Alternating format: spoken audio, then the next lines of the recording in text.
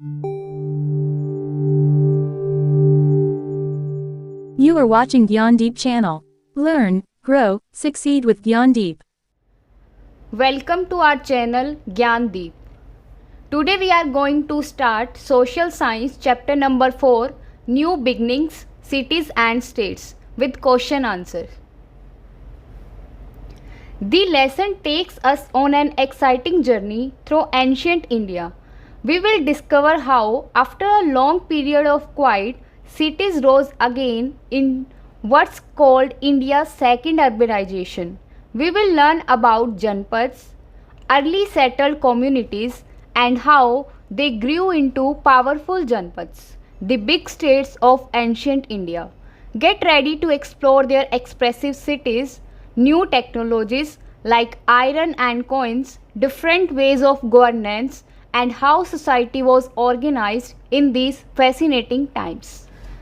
After watching this video, you are able to understand the concept, what is meant by second urbanization of India, why were the Janpads and Mahajanpads an important development in India's early history, what kind of system of governance did they evolve. New beginnings, cities and states. Introduction. The importance of urbanization. India's first urbanization, the Indus, Harappan, Sindhu Saraswati civilization, disintegrated over a few centuries after 2000 BCE. This led to the abandonment of some cities, while others saw a reversion to rural lifestyles. The hallmarks of the Harappan urban order: elaborate structures, bustling markets, specialized occupations, writings, sanitation, administration, and a state structure, all vanished. For a millennium, urban life was largely absent from India, with only a few scattered towns in the north. The emergence of the second urbanization. The first millennium BCE witnessed a dynamic new phase of urbanization, primarily in the Ganga plains, parts of the Indus basin and neighboring regions, gradually expanding across the subcontinent. This second urbanization is confirmed by archaeological excavation of ancient urban centers and extensive description in the late Vedic, Buddhist and Jain literature. This phase, unlike the first, has continued to the present day. यह पाठ प्राचीन भारत में शहरों और राज्यों के उदय और विकास के बारे में बताता है। यह हमें उस समय की सामाजिक, आर्थिक और राजनीतिक व्यवस्थाओं के बारे में जानकारी देता है जब भारत में पहली बार संगठित शहर और शक्तिशाली राज्य उभरे। हड़प्पा सभ्यता यानी कि प्रथम शहरीकरण के पतन के बाद भारत में कई सौ वर्षों तक शहरी जीवन कमज़ोर रहा, लेकिन 6वीं शताब्दी ईसा पूर्व से गंगा के मैदानों में फिर से शहरों का उदय हुआ। इसे दूसरा शहरीकरण कहा जाता है। इसके पीछे जो कारण हैं वे हैं कृषि में प्रगति, लोहे के औजारों जैसे कि हल के उपयोग से खेती में सुधार हुआ, जिससे अधिक भोजन का उत्पादन हुआ। इससे जनसंख्या बढ़ी और शहरों के लिए संसाधन उपलब्ध हुए। दूसरा है गंगा नदी के किनारे व्यापार बढ़ा। नदियां परिवहन का आसान साधन थी, जिससे व्यापारियों और कारीगरों को शहरों में बसने का अवसर मिला। तीसरा, लोहे के हथियारों और औजारों ने युद्ध और खेती को प्रभावी बनाया, जिससे शक्तिशाली राज्य और शहर बन सके। इस काल के कई महत्वपूर्ण शहर हैं, वह हैं पाटलिपुत्र, उज्जैन, वैशाली, कौशाम्बी और राजगृह। ये शहर व्यापार, प्रशासन और संस्कृति के केंद्र बन गए। The rise of Janpads and Mahajanpads. Towards the end of the second millennium BCE, regional cultures in North India began to reorganize. People formed clans or groups associated with specific territories known as Janpads. Each Janpad was led by a Raja ruler. The term Janpad literally means where the people have set foot.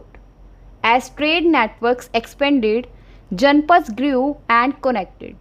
By the 8th or 7th century BCE, some of these early states merged, forming large units called Mahajanpads. While various texts list them differently, the most common list identifies 16 Mahajanpads, stretching from Gandhara in the northwest to Anga in the east, and Ashmaka in the central India near the Godavari river. The concentration of many Mahajanpads in the fertile Ganga plains due to agricultural growth, the availability of iron ore, and the formation of new trade networks. The capitals of most Mahajanpads were large, well fortified cities, often surrounded by moats for defense. Their narrow gateways allowed for controlled movement of people and goods. Many of these ancient capitals, some over 25,000 years old, continue to thrive as modern cities today. इस काल में छोटे छोटे क्षेत्रीय समुदाय जिन्हें जनपद कहा जाता था उभरे। ये कबीलों या समुदायों के समूह थे जो एक निश्चित क्षेत्र में रहते थे। समय के साथ कुछ जनपद शक्तिशाली हो गए और महाजनपद बन गए। ये बड़े और संगठित राज्य थे। इस काल में 16 महाजनपद थे। महाजनपदों में दो प्रकार की शासन व्यवस्थाएं थी। एक था राजतंत्र जहां एक राजा शासन करता था जैसे कि मगध और कौशल का महाजनपद, और दूसरा है गणराज्य जहां लोग मिलकर शासन करते थे जैसे कि वजी। Early democratic traditions and governance. Each Janpad featured an assembly or council known as Sabha or Samiti, where clan matters were discussed. These terms first appeared in the Vedas. Members were likely clan elders, and the Raja were expected to consult these assemblies along with ministers and administrators rather than rule arbitrarily. Some texts even suggest that an incompetent ruler could be removed by the assembly, highlighting early democratic tendencies. Through the incomplete historical data make it difficult to establish this as an established law. The Mahajanpads expanded upon these political principles. Some functioned as monarchies where the Raja held ultimate hereditary authority supported by ministers and an assembly of elders. Kings collected taxes, maintained law and order, built fortification, and maintained armies for defense or warfare. Magadh, Kosala, and Avanti were among the most powerful monarchical states. In contrast, at least two Mahajanpads, Vaji or Mala, operated under a different system. Their Sabha and Samiti had greater power, making important decisions through discussion and, if necessary, voting. This even includes the selection of the Raja. These Mahajanpads, called Ganas or Sanghs, were not monarchies but functioned more democratically, leading scholars to often refer to them as early republics, among the earliest such systems globally. Innovation of the second urbanization. The age of the Janpads and Mahajanpads brought profound changes that shaped India's civilization. This period saw the emergence of new schools of thought, particularly late Vedic, Buddhist, and Jain traditions, whose teachings spread through traveling scholars, monks, nuns, and pilgrims. India art also began a period of renewal. A key technological shift was the mastery of iron metallurgy. While techniques for extracting and shaping iron were perfected from the early 2nd millennium BCE, iron tools became widespread by the late 2nd millennium BCE. This facilitated large-scale agriculture and the creation of superior weapons, swords, spears, arrows, shields compared to bronze. Evidence suggests warfare between Mahajanpads, though its frequency and intensity are unknown. These military campaigns and occasional alliances led to the formation of new kingdoms and empires. Another significant innovation was the first use of coins in India. Driven by expanding trade, the earliest Indian coins were made of silver, known as punch-marked coins, due to the symbol punched into the soft metal. Later, coins of copper, gold, and other metals were introduced. While each Mahajanpad often issued its own coins, coins from neighboring regions were also widely used and exchanged in trade. The Varna Jati system, social organization and inequality. As societies grew more complex during the urbanization, India developed a two-fold system of social organization, Jati and Varna. Jati referred to a group or community with a specific professional occupation tied to their livelihood. Skills defining a Jati, example agriculture, metallurgy, commerce, crafts, were generally passed down through generations. Jatis often subdivided into subjatis, each with its own customs regarding marriage, rituals, or food habits. The English word caste, derived from the Portuguese caste, is most commonly used to refer to jatis, though some scholars apply it to Varnas or the entire Varna Jati system. Varna, a concept from Vedic text, comprised four categories. Brahmins preserved and spread knowledge, performed rituals. Kshatriyas defended society and land, engaged in warfare. Vaishyas increased society's wealth through trade, business, or agriculture. Shudras, artisans, craftspeople, workers, or servants. इस काल में समाज चार वर्णों ब्राह्मण, क्षत्रिय, वैश्य, शूद्र में विभाजित था, लेकिन शहरों के विकास के साथ कई नई व्यावसायिक श्रेणियां जैसे कि व्यापारी, कारीगर और श्रमिक उभरे। इस काल की जो प्रमुख गतिविधियां उनमें सबसे प्रमुख थी कृषि। अधिकांश लोग खेती पर निर्भर थे।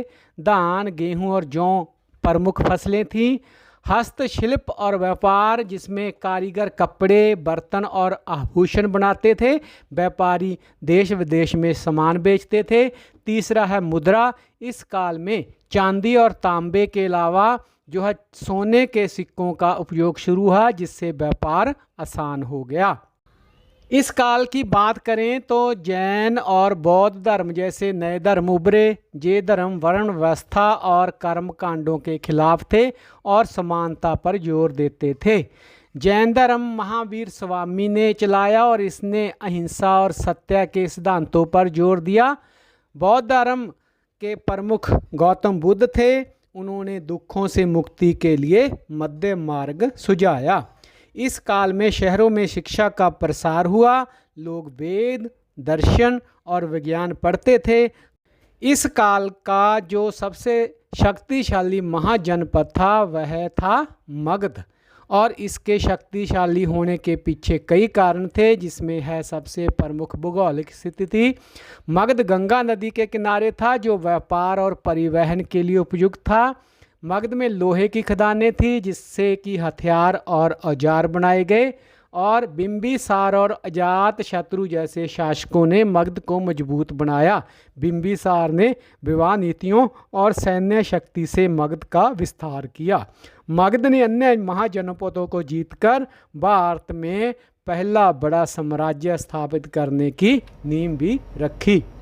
Historical, both textual and inscriptional evidence suggest flexibility in the early period, with individuals and communities changing occupations when circumstances demanded. Example, farmer become city workers due to drought, or Brahmins engages in trade or military activities. This complex system structured Indian society, organized economic activities, and provided stability. However, over time, the system became rigid, leading to inequalities and discrimination, particularly against lower jatis or communities excluded from the one jati system. Scholars widely agree that the system was more flexible in early periods and became more rigid, especially during British rule. The one jati system, while significant, was not the sole mechanism shaping Indian society. Many other factors also played a role. Developments elsewhere in India. The first millennium BCE also saw the opening of important communication routes for trade, pilgrimage, and military campaigns. Two widely used routes were Uttar Path, connecting the northwest region to the Ganga plains and eastern India. Dakshin Path started from Kushambi near Prayagraj and crossed the Vindhya range in extended south. Numerous lateral roads connected to India's western and eastern coastal ports, which were vibrant trade centers. In the eastern region, major cities like Shishupalgarh emerged as the capital of the Kalinga region, characterized by a strict square ground plain, imposing fortification and broad streets. In the southern region of the subcontinent, cities began to appear around 400 BCE, with some evidence suggesting earlier commercial activities. Around this time, three significant kingdoms emerged: the Cholas, Cheras, and Pandyas, as mentioned in ancient Tamil literature. The South's rich resources like precious stones, gold, and spices fostered profitable trade with the rest of India and overseas kingdoms. By 300 or 200 BCE, almost the entire subcontinent, including the northeast, was a vibrant, interconnected land with goods and culture traveling across regions and even beyond India to part of Central and Southeast Asia. Around this same time, the Mahajanpads faded, making way for new developments that would reshape India. इस काल के शहरों की विशेषताएं थी, उनमें सबसे बड़ी है शहरों में सड़कें, बाजार और घर व्यवस्थित थे। लोग कारीगरी, व्यापार और प्रशासन में लगे थे।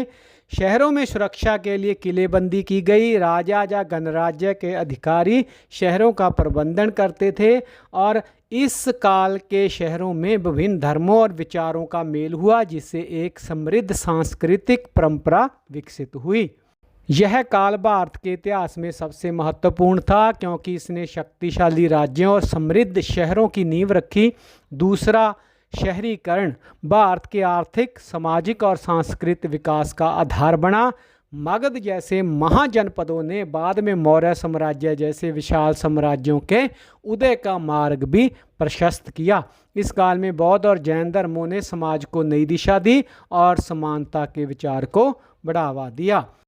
तो यह पाठ हमें प्राचीन भारत में शहरीकरण, शासन व्यवस्था और सांस्कृतिक विकास की कहानी बताता है। इस काल में विकसित शहर और राज्य न केवल आर्थिक और सामाजिक प्रगति के प्रतीक थे, बल्कि उन्होंने भारत की सांस्कृतिक और धार्मिक विविधता को भी समृद्ध किया। यह पाठ हमें यह समझने में मदद करता है कि कैसे प्राचीन भारत ने आधुनिक सभ्यता की नींव रखी। Conclusion. Lasting impact. The first millennium BCE saw the opening of major communication routes for trade, pilgrimage, and military campaigns. The Uttar Path connected the northwest to the Ganga plains and eastern India, while the Dakshin Path linked central India to the south. These routes facilitated The movement of people, goods, and ideas further contributed to urban and economic development. After watching this video, we are able to understand these concepts. The second urbanization marked the return of urban life in India after the decline of the Harappan civilization. Janpads and Mahajanpads were early states, some evolving into powerful kingdoms or early republics. Advances in iron technology, trade, and the introduction of coin spurred economic and urban growth. The Varn Jati system organized society but also led to inequality. Major trade and communication routes facilitated cultural and economic exchange. Many ancient cities and systems from this era continue to influence India today. Answer to the questions given at the beginning of the chapter. What is meant by second urbanization of India? Answer: the second urbanization of India means the time when new cities started growing again in India around 2500 years ago, after the old cities of Indus Valley has disappeared. This happened mainly in the area near the Ganga river. People used better iron tools, grew more food, and started trading more, which helped new towns and cities to develop. Question: why were the Janpads and Mahajanpads an important development in India's early history? Answer: Janpads and Mahajanpads were important because they were the first big groups or kingdoms where people lived together with rules and leaders. They helped people feel safe, made it easier to trade and farm, and allowed new ideas and religion like Buddhism and Jainism to grow. These kingdoms also became the starting point for even bigger empires later. Question: what kind of system of governance did they evolve? Answer: these kingdoms had different ways to govern. Most had kings who made decisions, collected taxes, and protected the people. In some places, instead of just one king, a group of people, like a council, discussed and decided what to do together. This was one of the world's first examples of a republic where people shared the power to rule. Question: what was the Varn Jati system? Answer: Varn, big groups.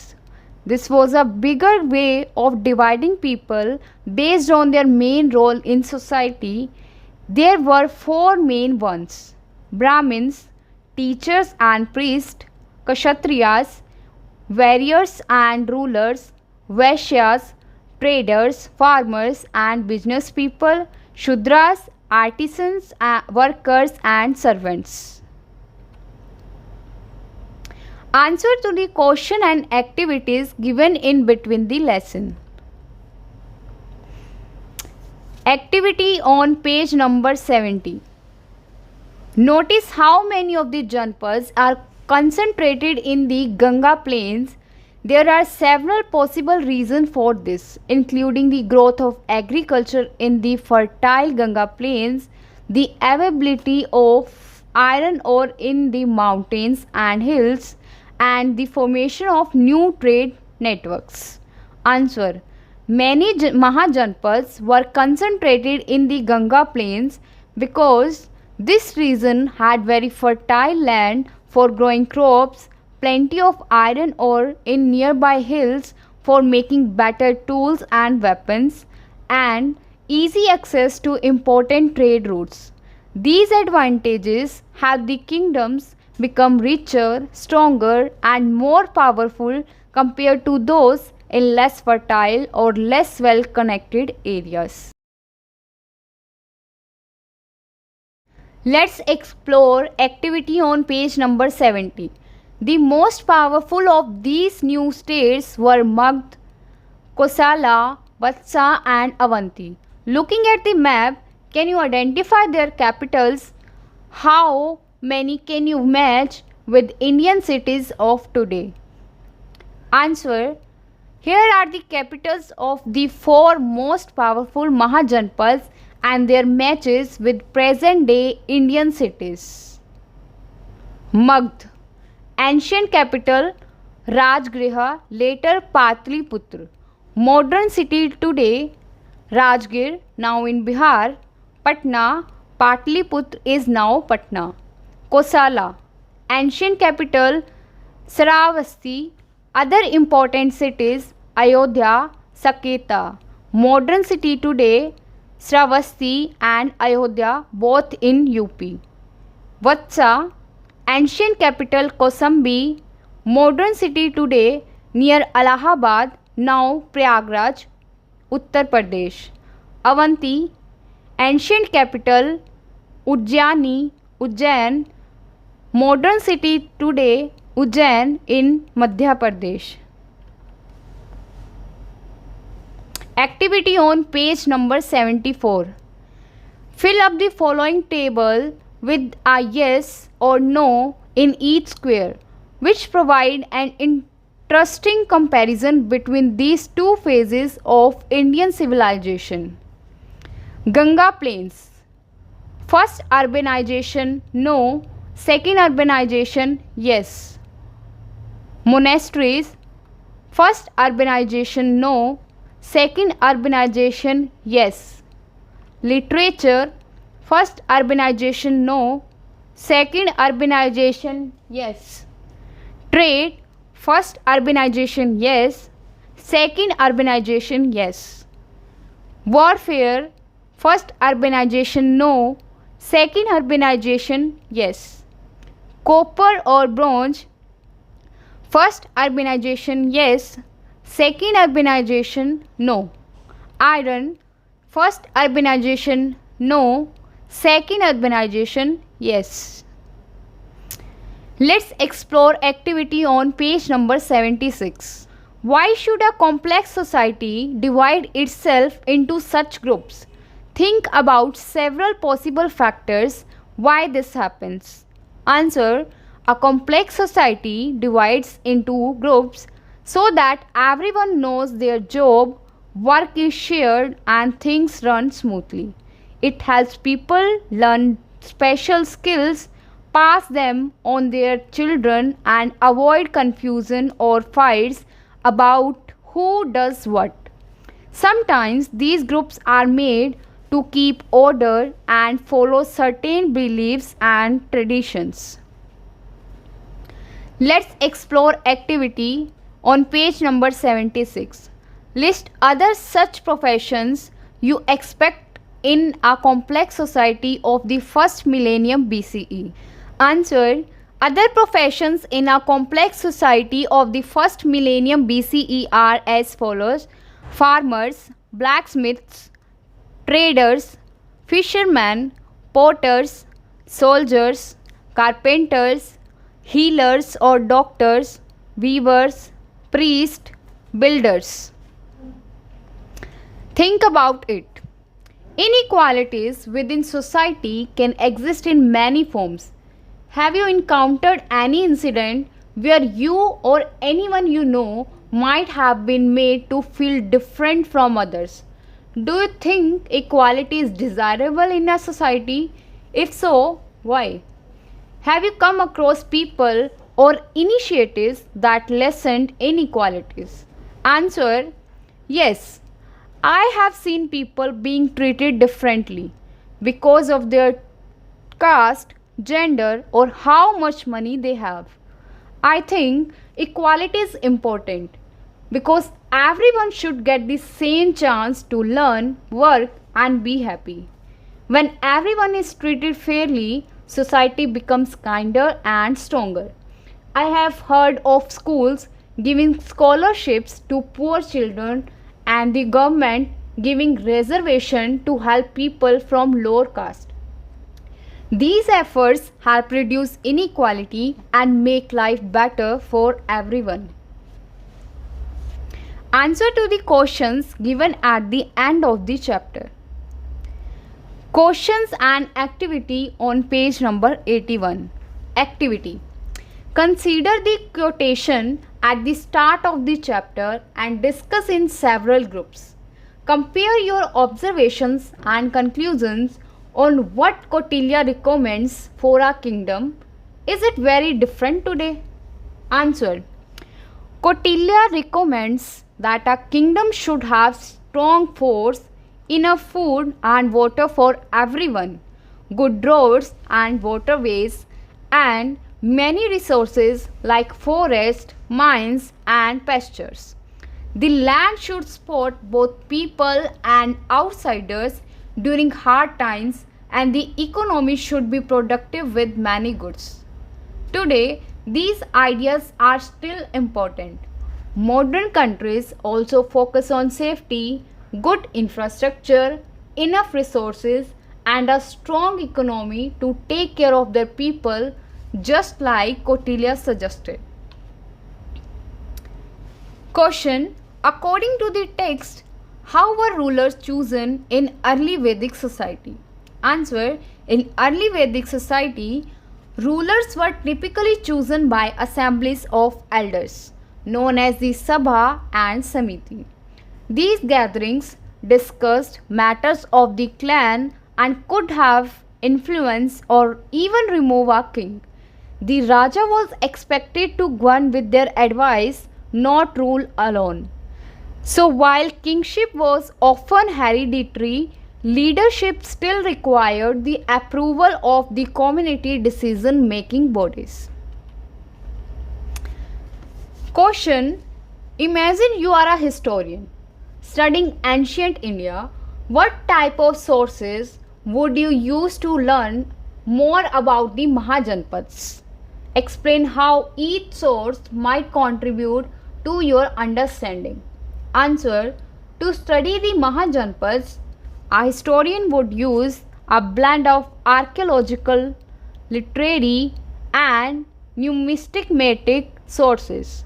Archaeological excavation of sites like Rajgir reveals city layouts, fortifications, tools, and pottery showing urban life and everyday practices. Literary texts like the Vedas, Tripitakas, and Mahabharata describe rulers, customs, and political systems, offering cultural and ideological insights. Numismatic punchmark coins show symbols, economics, and trade, hinting at centralized authority and cross-region exchange. Inscriptions. Later, epigraphs occasionally recall early rulers or traditions, adding historical depth. Each source reveals a unique facet of Mahajanpad life, making the broader picture more complete. Question. Why was the development of iron metallurgy so important for the growth of urbanism in the first millennium BCE? You may use points from the chapter but also from your knowledge or imagination. Answer. Iron metallurgy was vital to urban growth in first millennium BCE India for several key reasons are as follows. Farming boost. Iron tools like plough and sickles allowed forest cleaning and large-scale farming, leading to food surplus and city support. Military power. Iron weapons enabled rulers to defend and expand cities, ensuring political stability. Trade expansion. Demand for iron tools spurred local and regional trade, linking urban centers. Urban infrastructure. Iron tools made construction of roads, forts, and buildings easier and more efficient. Specialized jobs. Better agriculture freed people to become artisans, merchants, or officials, enriching city life. In short, iron made urban life possible literally and socially by transforming how people lived, worked, and traded. More important questions of this chapter. What was the first urbanization of India? Answer. The first urbanization refers to the Indus or Harappan civilization, which had big cities, markets, and advanced systems but ended after 2000 BCE. Question. What is meant by second urbanization of India? Answer. The second urbanization means the time around the first millennium BCE when new cities and states grew mainly in the Ganga plains after a long period without big cities. Question. What are Janpads? Answer. Janpads were early small kingdoms or territories, each led by a chief or king. Question. What are Mahajanpads? Answer. Mahajanpad were larger, more powerful kingdoms formed when several Janpads joined together. There were 16 main Mahajanpads. Question. Why did many Mahajanpads grown in the Ganga plains? Answer. Because the Ganga plains had fertile land for farming, iron ore for tools, and good trade routes. Question. How were the capitals of Mahajanpads protected? Answer. They were large, well-fortified cities with moats and narrow gates for safety. Question. How were rulers chosen in early Vedic society? Answer. Rulers were often chosen with the help of assemblies, Sabha and Samiti made of elders, but later kingship became hereditary. Question. How many Mahajanpads are frequently listened in ancient texts? Answer. 16. Question. Give examples of where the Mahajanpads extended. Answer. From Gandhara in the northwest to Anga in the east and Ashmaka in the central India. Question. Are many of these ancient capitals still living cities today? Answer. Yes. Many are modern cities that are 2500 years old. Question. What kind of political system did some Mahajanpads have like Magd and Kosala? Answer. Monarchies where the Raja was the ultimate hereditary authority. Question. What was the role of the Sabha and Samiti? Answer. There were councils where important matters were discussed and sometimes they could remove a bad ruler. Question. What kind of government did Mahajanpad have? Answer. Most had kings, monarchies, but some like Varji and Mala were republics where groups made decisions together. Question. Name some powerful Mahajanpads and their capitals. Answer. Magad, Rajgriha, later Patliputra, Kosala, Saraswati, also Ayodhya, Vasta, Kosambi, Avanti, Ujjaini. Question. What new technology became common during this time? Answer. Iron tools and weapons became widely used, making farmers and fighting easier. Question. What was the first type of coin used in India? Answer. The first coins were silver punched marked coins. Question. How did trade develop in this period? Answer. Trade grew with better roads, new coins, and connection to other regions, making cities richer. Question. What is the one jati system? Answer. It is a system of dividing society into groups based on jobs and classes: Brahmins, Kshatriyas, Vaishyas, and Shudras. Was the one jati system always strict? Answer: no. It was more flexible at first but became stricter over time, especially during British rule. Question: name some professions in a complex society of the first millennium BCE. Answer: farmers, porters, weavers, blacksmiths, soldiers, priests, traders, carpenters, builders, fishermen, and healers. Question: what were the main trade routes called? Answer: Uttar Path, north to east, and Dakshin Path, central India to south. Question: how did cities help Indian society and culture? Answer: cities help people share ideas, learn, create art, and grow trade and wealth. Question: what new religions spread during this time? Answer: Buddhism and Jainism spread through traveling monks and teachers. Question: what was happening in South India at this time? Answer: kingdoms like the Cholas, Cheras, and Pandyas grew and cities traded precious stones, gold, and spices. Question: what happened to the Mahajanpads later? Answer: they faded away by 300 or 200 BCE, making way for new kingdoms and empires. Question: what does Kautilya's recommend for a good kingdom?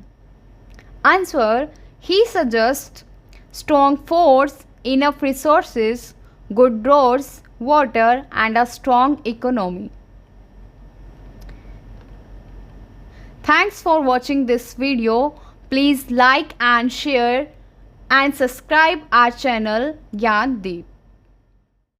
अगले पाठ का video देखने के लिए next video पर click करें और सभी पाठों के लिए फुल प्लेलिस्ट पर क्लिक करें।